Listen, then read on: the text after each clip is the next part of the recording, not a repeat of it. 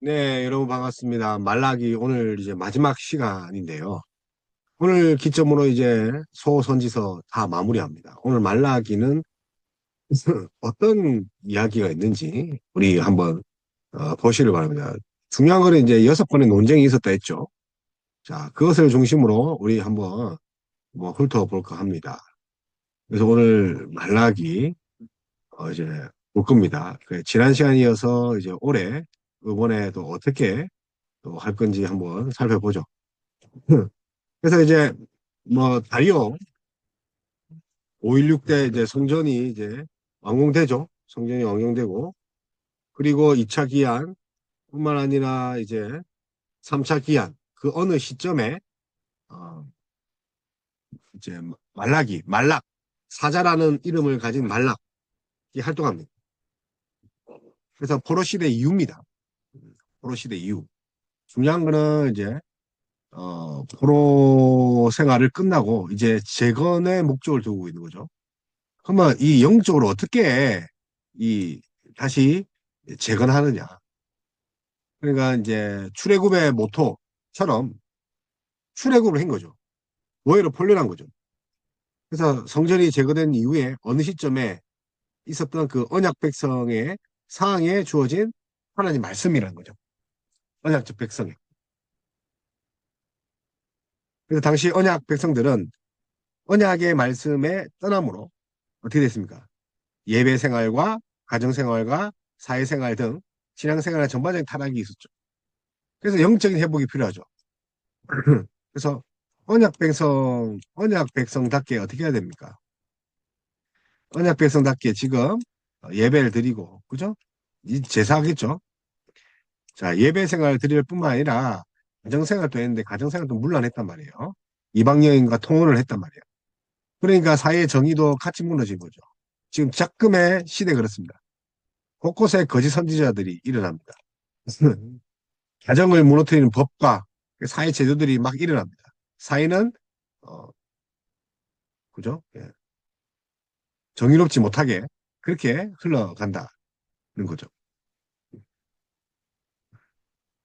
그래서 종교적인 의식은 행하여지고 있다 할지라도 모든 의식의 핵심은 율법을 지켜 행해야 되는데 그들이 하나님 말씀 율법을 준수하지 않은 거죠. 그러니까 하는 척만 하는 거죠. 자, 이러한 시대에 하나님은 말라기 선지자를 통해서 하나님을 섬긴다는 것이 무엇인지를 밝혀줍니다. 하나님을 섬긴다는 게. 여러분, 하나님을 섬긴다는 게 무엇입니까? 여호와 하나님을 섬긴다는 거. 그래서 말라기 뭐 11조 보험물이 될 이야기가 아니라 하나님을 섬긴다는 거.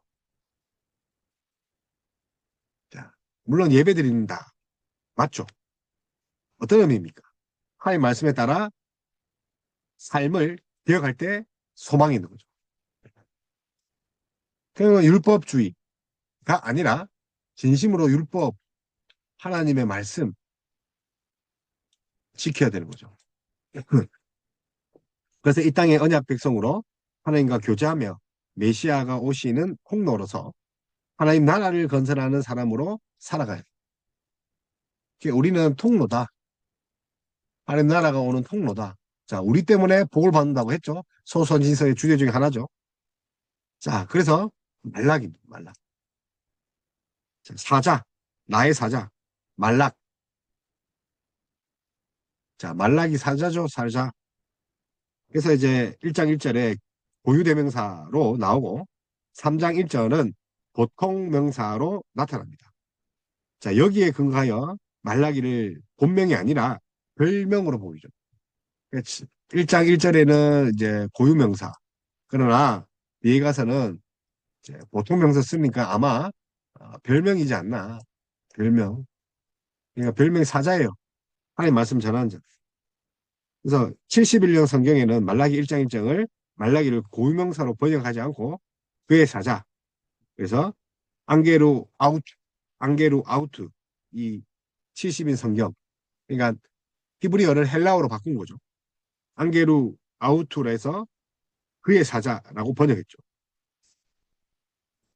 그래서 이제 뭐 무명의 선지자가 썼다. 뭐 근데 무명인지 뭐 유명인지 무명하나 유명하나 뭐 상관이 있겠습니까? 일반적으로 고유명사를 본다면 구약의 그런 이제 책들 가운데 선지자의 이름으로 된 책들이 모두 책명과 저자가 동일하다는 걸 봤을 때 아마 뭐 말라크다. 그래서 뭐 유명인지 무명인지 상관이 없는 거죠. 그래서 이스라엘 백성이 언약 맺죠. 자, 그래서 항상 이 언약적 관점에서 봤을 때 하나님과 어떻게 관계를 맺습니까? 인간이 이스라엘 백성이죠. 이 언약 관계에 있다는 거죠.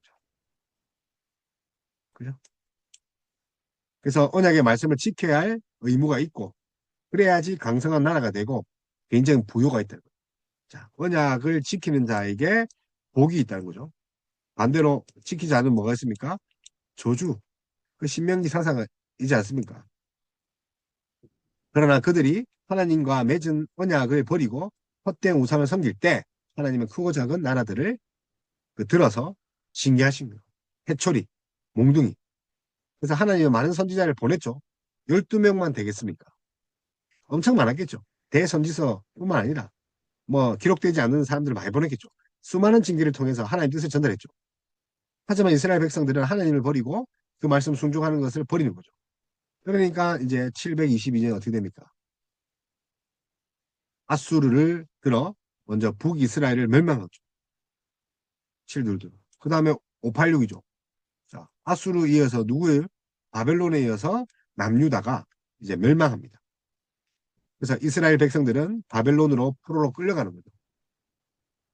그래서 포로기 이후라 했지만 그럼에도 불구하고 중요한 거는 722, 586 이어서 이제 포로 생활로 가는 거죠. 그래서 하나님은 여전히 이스라엘 백성들과 맺은 언약을 기억하고 사랑하시는데 포로 생활 가운데서도 하나님 언약이 실현되는 거죠. 그래서 하나님은 구전 539년이죠. 그래서 539년 이제 그 페르시아 고레스죠. 고레스 왕의 그 칙령이죠. 칙령. 풀려나는 거죠. 고레스 칙령이라 하죠. 그래서 539. 그래서 722, 586, 539 고레스 칙령에 의해서 이스라엘 백성들이 보내짐을 받습니다. 기한을 받죠. 그래서 하나님의 역사 가운데 이스라엘 백성과 함께 일하셨습니다. 722, 586, 539. 그죠? 하나님의 섭리죠. 일하심, 경륜. 그래서 역사 가운데 있었다. 또한 수르바벨의 인도 아래 주전 516년, 516. 그죠? 516. 뭐 합니까? 성전도 건축해야 됩니다. 우리 이제 516 기억해야 됩니다. 그래서 크게 우리 722 아수르에서 북이스라엘 먼저 말하고 586 바벨론에 의해서 남유다가 말하고 그리고 539 고레스 칙령으로 풀려나고 516 이제 수르바벨 총독 수르바벨 왕이죠. 의해서 이제 성전이 건축됩니다. 그래서 말라기는 이 시기 이후에 역사적 상황이 아닌가라고 합니다. 하지만 고레스 칙령이 반포된 이제 539부터 느헤미야가 페르시아에서 돌아오는 주전 444년 사이의 시대라고 볼 수도 있죠. 그래서 539에서 444 느헤미야가 페르시아 돌아온 주전 444 사이 아니면 그 이후인지 말이 많다. 그래서 앞에 우리 설명한 것처럼 에스더, 말라기, 느헤미야 그죠? 그래서 이게 그보다 앞선다는 거예요. 그래서 에스더 그다음에 느헤미야 에스라 느헤미야보다 앞에 있을 수도 있다. 그래서 앞선 시기로 보았고 또 예루살렘에서 활동하던 에스라와 느헤미야 동시대 인물로 보기도 합니다. 어쨌든 포로 이후에 공동체의 종교적 사회적 부패에 대한 현상 그 현상이 에스라 느헤미야였지 않습니까? 그 활동하던 사이에 일치하기 때문에 예를 들어서 이게 이제 느헤미야 에스라와 일치한다는 거는 뭐 이제 그 이후로 볼 수 있는 것은 이제 보니까 이 통혼이 있다는 거죠. 이방 여인과 결혼하지 말아야 했는데 통혼 그다음에 제사장 그죠? 제사장이 타락되죠. 그러면 여러 사회적 문제, 11조 보호물 이런 것들이 있기 때문에 또 이제 히브리어가 언어학적으로 보면 주전 5세기보다는 6세기에 가깝다는 거죠. 6세기. 그러니까 700년대 뭐 하여튼 지 않느냐. 어쨌든 그 뭐 하여튼 그런 문법적인 그런 변화를 봤을 때 말라기서를 에스라가 오기 전에 그 주전 500에서 475년 사이에 섰다고 보기도 하고 6세기에 아니면 8세기에 뭐 어쨌든 8세기는 아니죠. 어쨌든 이제 주전 5세기 주전 6세기 그 어느쯤에 쓴 걸로 보고 있다. 그래서 성전은 이미 재건되었고 제사장직 하락했죠. 그러니까 인간도 그 먹지 않고 가지지 않을 그런 11조 봉음을 드리고 하나님의 통제, 그 통치 행위, 그죠? 대한 갈등과 그 결과로 나타나는 도덕적인 그런 현상들, 사회적인 전반전.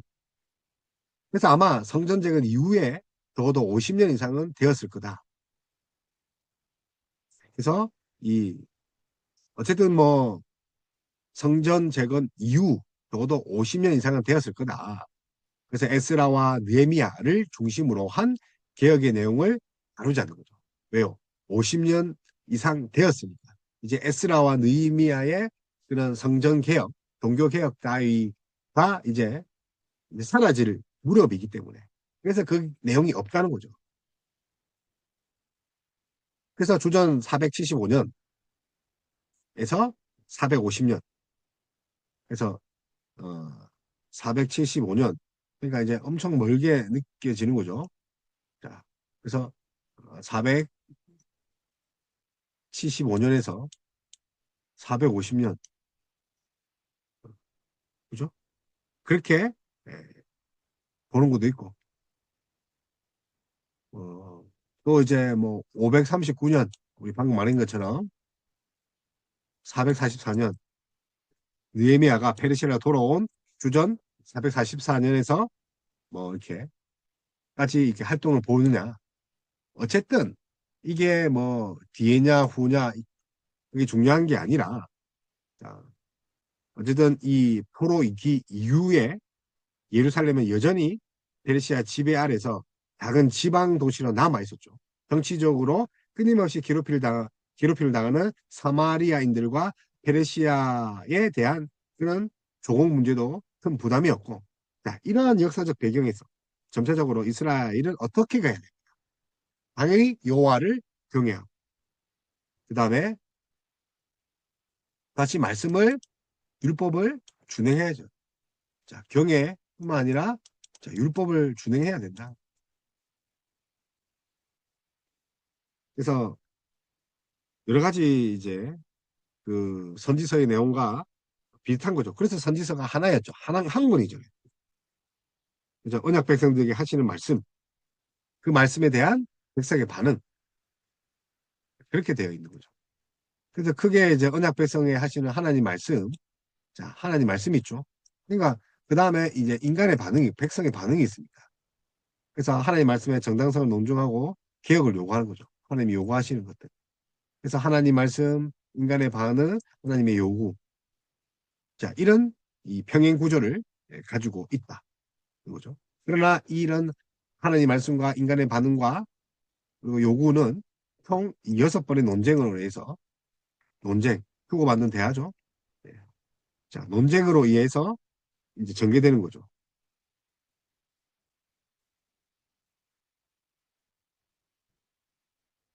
지난 시간에 했죠. 6번의 논쟁. 그래서 첫 번째 논쟁. 내가 너희를 사랑하였느냐. 사랑이죠. 그다음 인간의 반응이죠. 그래서 인간은 주께서 어떻게 우리를 사랑했냐. 자, 두 번째 논쟁. 아들은 그 아버지를, 종은 그 주인을 공경하나니 내가 아버지일진데 나를 공경함이 어디냐? 내가 주인일진데 나를 두려워함이 어디냐? 자, 제사장들의 불성실이죠. 우리가 어떻게 주의 이름을 멸시했습니까? 자, 그 다음에 이제 백성들의 불성실. 다시는 너희 보물을 돌아보지 아니하며 그것을 너희 손에 기꺼이 받지도 아니하리라. 그랬더니 어찌 됨이냐? 백성들의 인간들의 반응이죠. 자, 네 번째는 너희가 말로 여호와를 괴롭게 하느냐? 자, 말에 대해서. 그러니까 인간은 우리가 어떻게 여호와를 괴롭혔습니까? 정의의 하나님이 어떻게 계시냐? 자, 그 다음에 이제 헌물과 11조죠. 그래서 너희 조상들이 날로부터 너희가 나의 규례를 떠나 지키지 아니하였도다. 그런즉 내게로 돌아와 그리하면 나도 너희에게 돌아가리라. 그렇게 하니까 뭐라고 합니까? 우리가 어떻게 하여 돌아가리까? 우리가 어떻게 주의 것을 도둑질 했습니까? 그러니까 악인의 번영과 의인의 불행에 대한 불평으로 이제 막을 내리는데 너희가 완악한 말로 나를 대적했냐? 우리가 무슨 말로 주를 대적하느냐? 대적하나니까 그런 식으로 이제 이야기가 전개되는 거죠. 그래서 6개, 그죠? 6개. 참 이 어이가 없는 그런 거죠. 그래서 하나님, 주께서 어떻게 우리를 사랑하셨나이까? 우리가 어떻게 주 이름을 멸시했는가? 어찌 됨입니까? 우리가 어떻게 여호와를 괴롭혀 드렸나이까? 우리가 어떻게 하여 돌아가래이까? 우리가 무슨 말로 주를 대적하나이까? 그래서 당시 사람들이 보인 이 반응이 왜 잘못되었는지 논중하고 있는 거죠.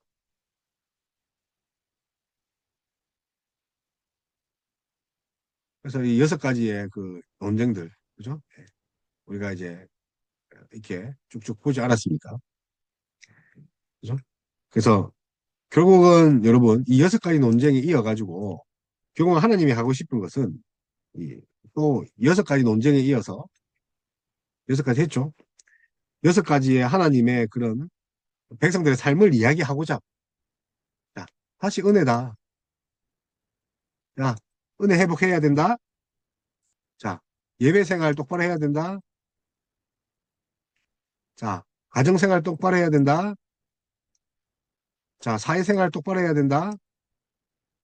자, 삶의 우선순위 정하라. 기억해라. 자, 신앙생활이 어떤 거야? 그죠? 이 6개. 그래서 하나님의 은혜를 회복하고 예배 생활을 개혁하고 가정 생활을 개혁하고 사회 생활을 개혁하고 삶의 우선순위를 개혁하고 신앙생활은 어떤 의미가 있는가? 예, 은혜와 신앙 사이에 이런 예배 가정 사회 삶 이런 실천적인 요소가 들어가 있는 아주 그죠? 구조적인 그런 모습입니다. 결국 가정과 사회 뭐 예배 삶 이건 뭘 말합니까? 하나님 나라로 발전이 있는 거죠. 그래서 맨 먼저 하나님과의 관계에서 하나님의 은혜를 회복하고 그 다음 예배 생활을 하고 그 다음 가정 생활을 하고 그 다음 사회생활. 그래서 이게 우선순위죠. 자, 우선순위의 진학은 은혜입니다. 여러분. 예배입니다. 자, 그리고 가정입니다. 그리고 나서 사회입니다. 그러고 나서 이제 삶이 제대로 되는 거죠. 이런 논리로 최종적으로 율법을 기억할 것을 당부할 뿐만 아니라 돌이키지 않을 때 저주를 받는다. 그런 경고를 이제 하고 있습니다. 그래서 하나님의 은혜를 회복하라. 첫 번째죠. 음, 음. 첫 번째. 하나님의 은혜를 회복하라. 그래서 일반적으로 다른 서신서들은 이 표제어에 선지자와 시대에 대한 정보가 좀 있긴 한데 말라기는 없다는 거죠. 다만 이 고유명사로 된 말라기는 이름을 여기에만 단 한 번 나타내는 거죠. 표제어에. 그죠? 1장 1절 표제어에. 그래서 나의 사자. 그러고 나서 이제 첫 번째 그 병행 구조로 하나님과 언약 백성과의 그런 관계. 그래서 관계 회복이죠. 사랑이니까. 그래서 이제 우리 결혼한 관계를 했잖아요. 하나님은 신랑이고 이스라엘 백성은 신부다. 신랑과 신부. 그래서 사랑에 대한 이야기. 그래서 당시 이스라엘 백성들은 이제 주께서 어떻게 우리를 사랑했습니까? 그렇게 반응하는 것은 그들이 얼마나 사랑했는지 보여줄 수 있죠. 남편이 아내에게 꽃다발을 갖다 주면 헐 갖다 버려. 네가 나를 사랑해? 한판 뜰래? 뭐 그런 거죠. 그래서 하나님은 그들을 사랑하심으로 바벨론 포로에 돌아가게 하실 뿐만 아니라 성전을 재건하게 하시고 하나님과 교제하게 하셨다는 거죠. 그런데도 그들은 주께서 우리에게 무슨 사랑을 베풀었습니까? 그래서 우리의 삶에 불평이 생기면 하나님의 은혜를 잊고 그리고 어떻게 됩니까? 반복하게 됩니다. 그래서 불평, 하나님의 은혜, 그 은혜를 회복하는 거죠. 결국은 이 불평이죠. 그러기 위해서 우리가 늘 기도하고 말씀 읽고 경건 생활을 하면서 은혜 받도록 해야 됩니다. 그래서 주께서 우리를 어떻게 사랑하셨습니까? 하나님은 버림을 받은 그런 에서의 삶들을 방문케 하셨고 그의 산업을 광야의 1위에게 넘기셨죠. 그런 이야기를 한 거죠. 실제로 에돔이 망했잖아요. 에서의 그런 후손이잖아요. 그러나 에돔이 그들 스스로 일어서려고 했으나 또 일어서지 못했어요. 사람들은 그들을 가리켜 악한 지역. 왜냐하면 사람을 팔고 사고 하나님의 목숨을 팔고 살고 동족을 팔고 살았기 때문에 인신매매했다 그러잖아요. 이스라엘은 이를 보고 여호와께서 이스라엘 지역 밖에서도 크시다 그렇게 하는 거죠. 에돔이죠. 심판하니까 하나님 정말 크다. 가돌 히브리어 가돌이죠. 크신 하나님이네. 우리 이스라엘뿐만 아니라 다른 민족에도 있네. 이스라엘 향한 하나님의 언약의 사랑을 재확인시키려고 이제 빌드업 하는 거죠. 이후 에돔이 거주한 지역인 그런 페트라. 에돔 지역이 나중에 이제 페트라는 뭐 붉은 바위 뭐 이런 뜻이 있더라고요. 뭐 어쨌든 붉은색 바위든 이 페트라에서 그 고고학 자료에 따르면 아랍계 나바티안 족이 주전 6세기 초반부터 4세기까지 에돔과 모압을 몰아내고 강력한 요새를 구축한 것으로 보입니다. 에돔과 모압, 또 롯의 그런 딸의 자녀들이죠. 그러니까 아브라함의 그 조카, 우리 전부 다 사촌 관계이죠. 모압과 에돔, 어, 암몬과 그 모압이죠. 암몬과 모압. 모압도 이제 사촌이잖아요. 에돔도 사촌이고 우리 민족이다. 이스라엘 민족이다. 그래도 그들은 나라를 세우지 못했죠. 그래서 하나님은 이스라엘 지역 밖에도 위대하신 그런 분이다. 이렇게 말하는 이유가 뭐랍니까? 주께서 어떻게 우리를 사랑했습니까? 야, 네가 이렇게 나야 넘어지고 이렇게 악으로 행할 때도 나는 너희를 위해서 언약을 실행했어. 이방 사람들 다 정리했어. 그래서 오늘 날 우리도 하나님이 어떻게 사랑하느냐 질문할 수 있지만 그때 우리는 하나님이 선택해 주시고 때가 되어 그리스도 안에서 구속하시고 성령을 통하여 그 구속의 사실을 적용해 주셔서 구원의 은혜를 누리게 하신 그 사실과 일상생활의 그런 소소한 부분까지도 인도해 주신다는 것을 이제 기억하고 은혜를 회복해야 됩니다. 그죠? 그래서 우리가 제일 먼저 그 은혜를 회복해서 뭘 해야 됩니까? 예배죠, 예배. 그러니까 이 공경이라는 것은 다른 것이 아니라 뭐죠? 예배. 예배를 회복해야 돼. 그래서 하나님의 책망과 제사장의 반응이죠. 하나님의 책망과 제사장의 반응. 그래서 이제 하나님께 예배하는 문제가 잘못되는 것을 이제 이야기를 합니다. 예배가 잘못되었다. 두 번째 같은 경우는 이제 하나님이 뭘 지적한다고 했죠? 공경함이 어디 있느냐? 자, 그러니까 이 제사장 하면 뭘 생각해야 됩니까? 제사죠. 네, 예배에 대해서 이야기를 합니다. 그래서 그 망군의 여호와께서 제사장들에게 책망하시는 말씀과 그 말씀들은 그 말씀을 들은 그 제사장들의 이 반응이 이게 나와 있는 거죠. 그래서 뭐라고 봅니까? 내가 언제 하나님 이름을 어떻게 멸시했습니까? 내가 주인일진데 나를 두려함이 어디 있느냐? 이렇게 말씀하니까 우리가 어떻게 주의 이름을 멸시하나이까? 내가 주인이야. 야, 생각을 해봐. 대답이 뭡니까? 야, 너 흠 있는 재물, 뻔뻔한 말, 심판, 선포하잖아. 그래서 마땅히 높이고 공경해야 하는데, 어떻게 합니까? 종은, 여기 종의 개념이죠. 종이 어떻게 합니까? 하나님을 멸시합니다. 하나님을 멸시하고, 하나님을 어, 정말 홀대하는 그런 모습을 볼 수 있어. 그래서 우리가 어떻게 주의 이름을 멸시하느냐. 그래서 제사장의 타락이죠. 그래서 이것을 조목조목 따집니다. 따지고, 그래서 망군의 여호와께서 그들이 더러운 떡과 또 눈먼 것 등등 것 제물을 바치죠. 그러니까 총독에 드리면 겠느냐. 수르바벨 줘봐라. 그래서 제사장들은 하나님 앞에 제사를 드릴 때 모세 율법에 명한 대로 해야 되는데 더러운 떡입니다. 더러운 떡.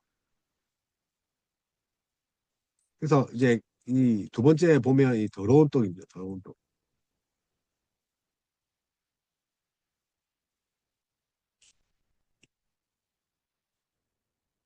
더러운 떡. 그래서 하나님께 제사를 드리는 제물과 연관되어 있다는 개념을 대표하는 그런 한유로 그런 떡, 그러니까 빵이죠. 빵만을 말한 것이 아니라 말라기 1장 8절에서 보여듯이 동물로 바치는 그 희생제물도 눈먼 것, 병든 것, 저는 것, 뭐 이런 거 드린다는 거죠. 그러니까 단순히 빵이 아니라 그, 떻게 됩니까? 이 음식이죠. 하나님께 드리는 모든 음식. 그러니까 제물을 말하는 거죠. 제물. 하나님께 드리는 제물. 자, 그래서 특별히 이제 뭐 떡, 진설병이 또 소재의 그 무교병을 또 말하는 것일 수 있으나 그런데 제물로 보자. 떡을 뭘로 보자? 하나님께 바쳐드리는 제물. 자, 여러분 생각해봐요. 이 제물을 바쳐드렸는데, 그죠? 제물을 바쳐드는데 제물이 온전하지 않다. 여러분이 만약에 누군가 사랑하는 사람에게 선물 받았는데 뭐 떨어진 것, 중고, 또 뭐 당근에서 뭐 남이 사용했던 그런 리퍼들을 가서 줬다. 닦지도 않았겠지. 이러면 어떤 반응을 합니까? 어이가 없죠. 그래서 이제 더러운 재물이 뭘 말합니까? 떡이죠, 떡. 떡은 이제 재물을 말한다.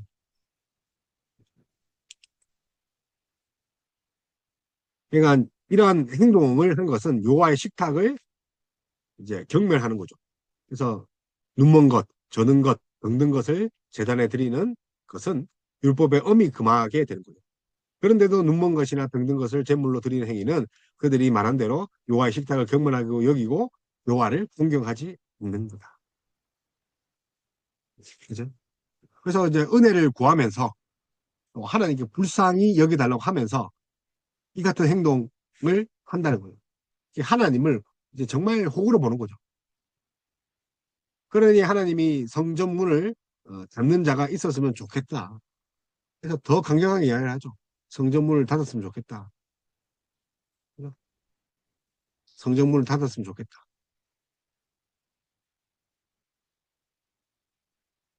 그냥 뻔뻔스러운 그들의 모습들. 그래서 하나님은 참된 예배를 예, 회복하실 것입니다. 왜냐하면 이제 해 뜨는 곳에서부터 해 지는까지 이방 민족 중에 하나님의 이름이 크게 될 것이고 이방 민족이 깨끗한 재물을 드리게 될 것이기 때문에 결국은 이스라엘 민족이 넘어지고 실패한 것을 이방 민족에게 문을 여시고 흘러가게 하는 거죠. 그래서 하나님이 올바르게 예배하는 백성을 불러 모으실 것이다. 그래서 사도 바울이 그런 이야기를 했죠. 가지와 뿌리 비우기. 그 다음에 이제 접붙임 이야기 하면서 그 이방인들이 이제 교만을 할 때 어떤 이야기를 하냐면 이스라엘의 그 꺾어짐 때문에 너희가 접붙임 받아서 너희가 복음을 받고 하나님 백성 되지 않았냐. 그러니 교만하지 마라. 원가지도 꺾는데 너희는 오죽하겠느냐.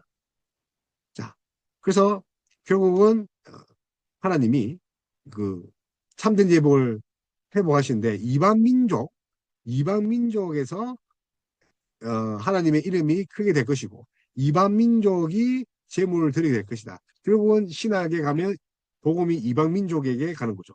그래서 예배하는 백성을 불러 모을 것이다. 이방 민족에게도 가신다.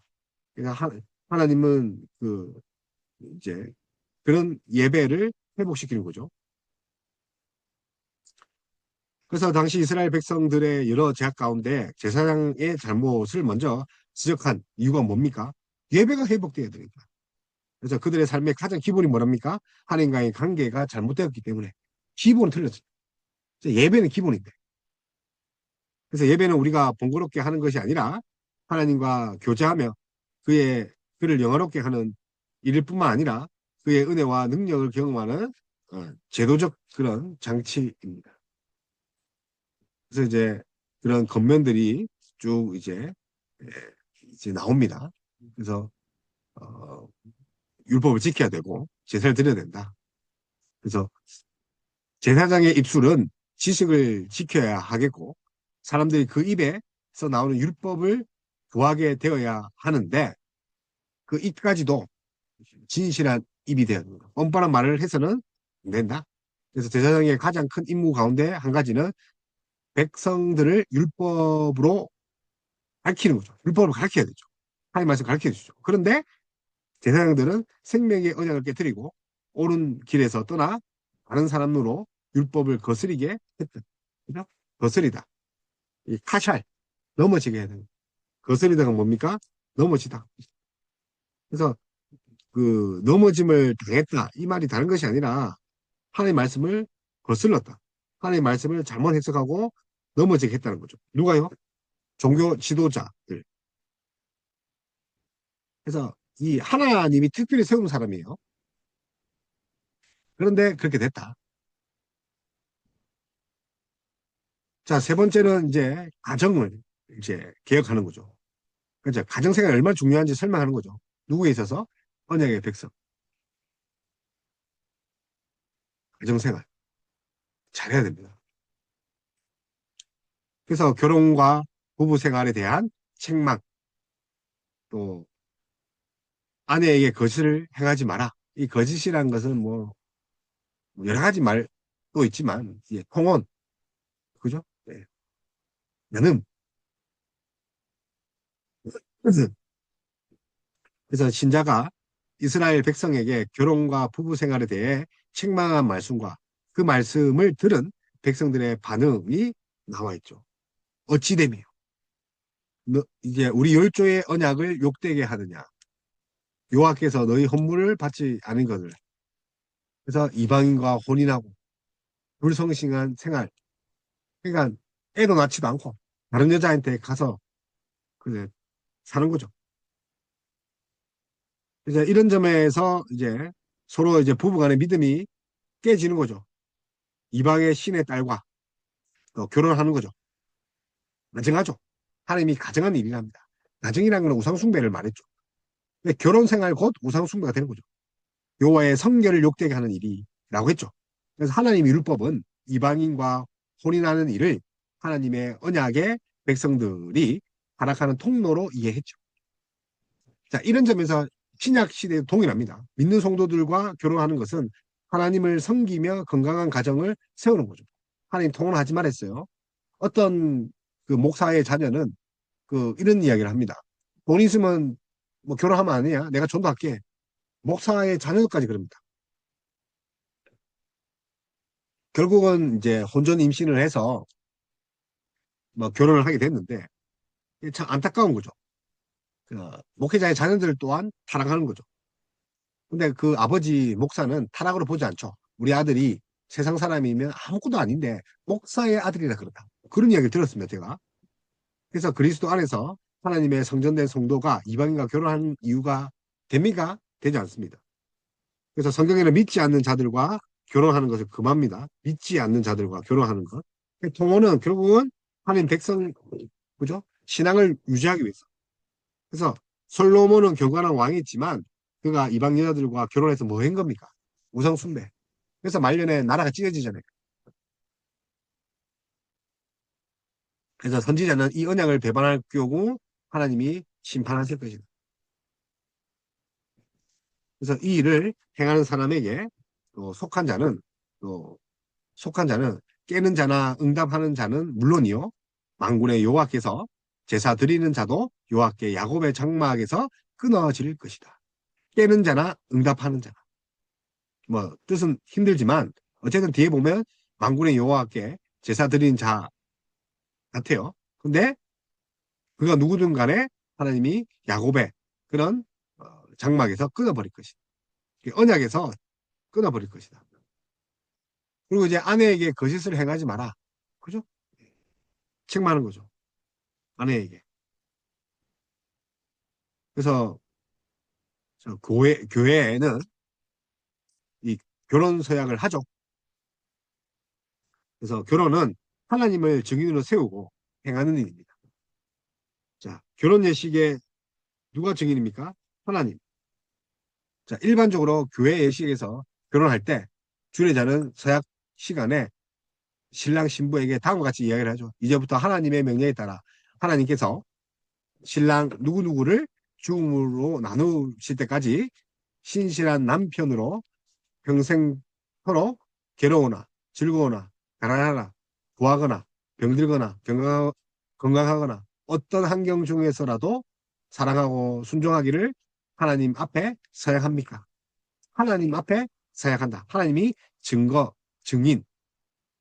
그래서 이거는 부부만의 서약이 아닙니다. 증인이 누굽니까? 하나님이죠. 부부만의 서약이 아니라 하나님 앞에서 서약하는 거죠. 그래서 그는 내 짝이요 너와 서약한 아내로 돼 네가 그에게 거짓을 행하는도다. 자, 그래서 아내에게 거짓을 행하는 뭐 어떤 것도 되겠죠. 사소한 거짓말뿐만 아니라 가능까지도 불륜까지도 곧 믿음을 배반하는 일이다. 이용과 학대 또한 하나님의 믿음을 배반하는 일입니다. 가정폭력, 믿음을 배반하는 일입니다. 그래서 오직 사랑하고 충성해야 되죠. 아내를 학대해서는 안 되죠. 경건한 자세를 낳아야 되죠. 그래서 옷으로 학대를 가리는 자 미워하십니다. 이 말은 학대한 곳을 옷으로 가리는 거죠. 매 맞고 멍든 곳. 이것은 마땅히 아내를 사랑하는 사랑으로 감사하는 것이 아니라 자신의 폭력을, 자신의 죄를 가리려고. 그러므로 너희 심령을 삼가 지켜 거짓을 행하지 말지니 그런 말씀을 하십니다. 오늘의 가정과 비슷하죠. 그러니 어떻게 됩니까? 이제 가정이 회복되면 이제 사회까지 가죠. 사회의 개혁이죠. 그래서 하나님이 공평하시지 않으시고 정의롭지 않다고 이스라엘 민족은 믿는 거죠. 왜요? 자기가 죄를 지었으니까. 자꾸 맞으니까. 그래서 선지자의 책망과 백성의 반응을 봅니다. 그래서 너희가 말로 여호와를 괴롭히느냐? 우리가 어떻게 했는데요? 그래서 우리가 어떻게 여호와를 괴롭혔는데요? 여호와의 눈에 모든 악을 행하는 자가 좋게 보이며 여호와는 그들을 기뻐하신다고 했습니다. 그러면서 정의의 하나님이 어디에 계시냐? 일반적으로 악을 행하는 자들이 잘 되는 것처럼 보일 때 그런 갈등이 있을 수 있죠. 그러나 당시 이스라엘 백성의 행동은 신앙적인 갈등이라기보다는 하나님의 존재를 의심합니다. 그래서 하나님을 의심하는 거죠. 그러니까 돼지고 전과자가 돼서 형량을 받으니까 그 교도소 안에서 뭐합니까? 이 사회는 나를 버렸어. 막 부글부글 하는 거죠. 이를 갈아요. 그러니까 자기가 잘못해서 법대로 처벌을 받았는데 죽일 거랍니다. 네? 자기를 고발한 그 사회와 사람들을 악한 자들의 길이 형통하며 반역한 자가 다 평안함을 무슨 까닭입니까? 이런 식으로 이야기한다니까. 예레미야조차도. 그래서 예레미야도 하나님은 어려우시는 그런 하나님인데 왜 악한 자 길이 형통하고 반역하는 자가 다 평안하게 보입니까? 갈등하는 거죠. 하지만 말라기 선지자 당시에 이스라엘은 믿음과 관계없는 그런 빈정대듯이 하는 거죠. 예레미야는 믿음을 가지고 했지만 그래서 여호와께서 나를 보라. 그죠? 흰니 귀를 이제 한계시키는 거죠. 그래서 여호와는 내 사자를 보낼 것이며 그가 여호와 앞에 길을 예비할 것이다. 그래서 말락. 그죠? 그러니까 이제 이 여호와의 길을 예비하는 사람 누굽니까? 세례 요한이죠. 그래서 세례 요한, 주의 길을 예배하는 자. 세례 요한 사역은 메시아가 오는 길을 예배하는 사람이죠. 그래서 회개하고 또 복음을 받아들이게 합니다. 만군의 여호와께서 이 세례 요한에 이어 주가 갑자기 그의 성전에 임하실 것을 이야기합니다. 그러니까 이제 얼마나 이 하나님이 그 답에 대해서 이야기를 합니까? 예배할 것일 거다. 교회, 그리고 주의 길을 예배할 거다. 걱정 마라. 그래서 예배자를 하나님이 그 예비하시는 자, 그러니까 주의 길을 예비하는 자를 하나님이 이제 주실 거다. 그런 이야기를 하시잖아요. 그죠? 그래서 우리가 잘 아는 같이 세례 요한. 그래서 말로 여호와를 괴롭게 하지 말라. 그래서 모든 악을 행하는 자는 어떻게 됩니까? 여호와의 눈에 좋게 보이며 정의의 하나님은 어디 있느냐? 이 잘못된 말의 심판입니다. 그래서 주께서 제사장들을 정결하게 하시고 백성들을 심판하러 오신다. 그 말을 합니다. 그래서 예비한 자를 먼저 보내죠. 그래서 언약의 사자, 그래서 그가 임하시는 날을 누가 능히 당하며 그가 나타나는 때에 누가 능히 서리요. 아주 무서운 말이지 않습니까? 언약의 사자는 금을 연단하는 자의 그 불과 또 표백하는 자의 잿물 또 은을 연단하여 깨끗하게 하시는 자같이 그들을 연단할 것이다. 그래서 불과 잿물, 비누예요. 비누. 잿물이 비누예요. 운을 통해서 금이나 은을 연단하듯이 깨끗하게 할 것이다. 누가요? 언약의 사자가. 그래서 이제 오시알 메시아 십자가 죽으심으로 레위 자손을 깨끗하게 하여 공의로운 제물을 여호와께 바치게 할 것이다. 그래서 어, 레위인들을 깨끗하게 하신 거예요. 그러니까 당시 이스라엘 백성들은 악을 행하는 사람들이 잘 되는 것처럼 보고 이제 보이는 거죠. 그래서 정의를 뭐 하나님이 행한다고요? 하나님이 이들을 기뻐하신다고 했다고요? 그래서 정의의 하나님이 어디 있냐고 계속 묻는 거죠. 자, 그리고 이제 보니까 어 이제 삶의 우선순위를 사는 거죠. 이제 삶이죠. 특별히 이제 야곱의 자손이죠. 언약 백성의 작게 살아. 그러면서 하나님과 도덕시 하지 마라. 1순위야. 삶의 우선순위야. 11조 헌금. 하나님이 하나님께 하나님이 주인이라는 거죠. 11조와 헌물은 하나님이 주인이라는 거죠. 단순히 헌금이 아니라는 거. 하나님 나를 위하여 헌신하는 거. 자, 그래서 너희 조상들의 날로부터 너희가 나의 규례를 떠나 지키지 아니하였다. 그런즉 내게로 돌아오라. 그리하면 나도 너희에게 돌아오리라. 그러니까 우리가 어떻게 하여야 돌아오라니까. 뭐 이런 말을 합니다. 우리가 어떻게 주의 것을 도둑질하겠는가. 참, 이에 돌아오라 이 단어가 슈브인데, 슈브. 그래서 악에서 돌이키는 걸 말합니다. 슈브가 회심이죠. 그런데 이스라엘 백성은 우리가 어떻게 어, 회심합니까?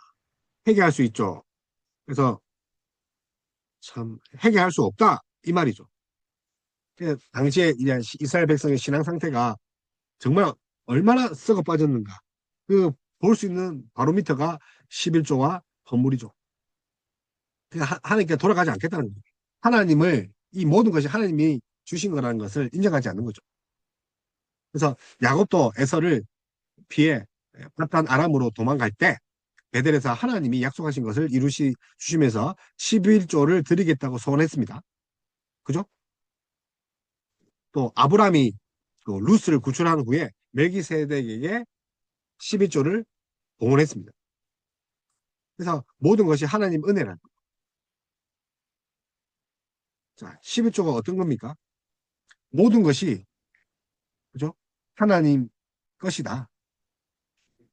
그리고 하나님 은혜다. 하나님의 것임을 확인하는 거죠. 그래서 후에 모세 시대에 하나님의 법이 성문화되면서 요하의 것이 되는 거예요. 요하의 것. 요하의 성물이라. 뭐가요? 11조. 근데 하나님의 11조를 기업이 없는 레위인이나 또 성전에 수종 쓰는 자들, 뭐 제사장들, 나그네, 고아, 가부에게 이렇게 사용하셨단 말이에요. 느헤미야 시대에도 첫 열매가 11조를 바쳐 하나님의 전을 섬기는 거죠. 그게 레위인에게 주어 섬기겠다는 거죠. 그래서 레위인이 회복돼야 되는 거죠. 제사장이. 그러니까 다시 예배드릴 수 있죠.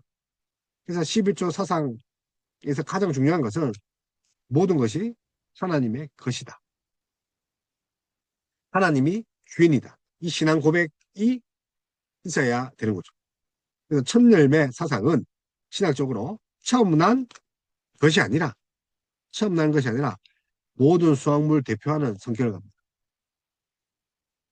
모든 수확물 대표하는 성격.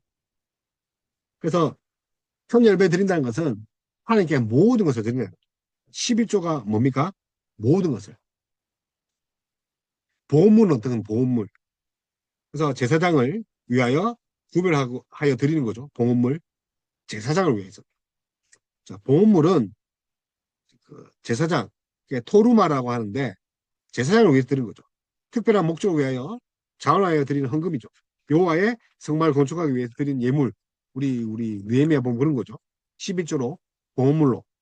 그래서 신약 시대의 보험물은 예루살렘 교회가 한란과 기근으로 어려운 가운데 바울의 선교장 선교 사역 때 그, 하여튼 헌금을 걷잖아요. 그죠?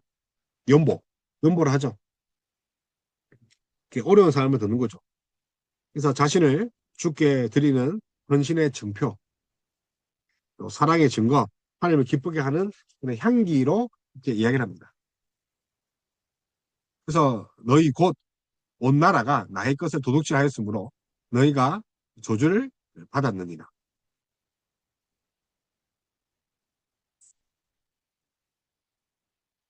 그래서 11조는 은혜입니다. 하나님 백성만이 누릴 수 있는 복, 11조입니다. 믿음으로 이 11조와 봉헌물을 드릴 수 있는 그런 인간이 돼야 되겠죠. 예배자가 돼야 되죠. 계산하는 거 아닙니다. 계산하면 아깝잖아요. 그죠? 자, 그 다음에 마지막으로 이제 신앙생활입니다. 신앙생활. 신앙생활도 계약해야 된다. 여호와의 책망과 백성들의 반응이죠. 너희가 악한 말로 나를 대적하느냐? 우리가 무슨 말로 그렇게 대적했다고요? 그래요. 라고 합니다. 그래서 요한은 당시 이스라엘 백성에게 너희가 완악한 말로 나를 대적한다고 합니다. 이 완악하다. 이 완악하다. 그러니까 이제 바로의 마음이 완악하다. 하자큰데 억세게 고집스럽게 모질게. 자, 모질게 억세게 고집스럽게 바로의 마음을 그렇게 하신 분이 누굽니까? 하나님이죠. 그래서 여호와가 이 말씀을 하시자 백성들은 우리가 무슨 말로 그렇게 억세게 했단 말이에요. 우리 똥꼬집 아니에요. 그래서 이들이 행한 악한 말은 하나님을 섬기는 것이 헛되다는 거죠. 하나님 해봤자 헛방. 12조 예배도 헛방. 뭐 내가 계산해 보니까요. 주인 안 지키니까 뭐 다 잃었어요. 헛되다. 의미가 없다. 공허하다. 하나님 나를 속였다. 이렇게 이야기하는 거예요. 참 이 이스라엘 민족이 얼마나 교만한지를 알 수가 있습니다. 알 수가 있고 여호와를 경외하는 자의 그 태도를 분명히 이야기를 합니다. 여호와를 경외하는 자. 그래서 악인의 번영과 의인의 불행 나의 정한 날에 함께 일어났다. 하나님 섬겨봤자 헛되다. 그런 말 하지 마라. 그래서 만군의 여호와께서 신앙생활을 하는 것은 헛되다고 하는 그런 자들에게 그것이 잘못되었다고 하시고 하나님을 경외하는 자들에게 그것이 의미 있고 경건한 자에 불경건한 자들이 차이가 있다는 것을 이제 말해주는 거죠. 먼저 이제 하나님이 정한 날에 경건한 자들을 그의 특별한 소유로 삼겠다. 정한 날에 하나님이 소유로 삼겠다. 특별한 소유. 세굴라. 그죠? 세굴라. 보물이죠, 보물. 두 번째는 의인과 악인, 하나님을 섬기는 자와 섬기지 않는 자를 구별할 거다. 구별하다. 그러니까 구별하다는 것은 리아, 레아, 뭐, 라, 뭐 보다 뜻입니다. 그래서 구별할 것이다. 구별한다는 것은 무슨 뜻이라고요? 보다. 리아에서 왔다는 거예요. 레아. 라에서 와, 라. 그러니까 하나님 보실 거다. 무슨 말입니까? 심판하신다는 거죠. 언제요? 종말에. 세상에서 그 심판하시는 그 하나님을 우리가 봐야 되는 거죠. 세 번째로 교만한 자와 악을 행하는 자가 지푸라기 같이 그런 타버리고 없어질 것이다. 그러면서 이제 무슨 이야기합니까? 여호와의 이름을 경외하는 자에게 어려운 해양이죠. 떠올라 치료하는 강선을 비춘 것. 뜻한 그런 빛처럼 주의 강선을 너희가 느낄 수 있을 것이다. 그래서 그의 날개로 치료한다. 그래서 그의 날개로. 그래서 치료하는 강선. 문자적으로 의미는 그의 날개로 치료한다는 겁니다. 그의 날개. 이게 은유적 표현이죠. 그러니까 이제 공의로운 해가 비추는 빛을 말고요. 치료의 강선, 여호와의 날개. 이게 감산다는 거죠. 해가 떠올라 온 세상을 비추는 하나님의 공의가 세상을 밝고 환하게 비춤으로써 외양간에서 나온 송아지 같이 뛰게 할 것이다. 치료다.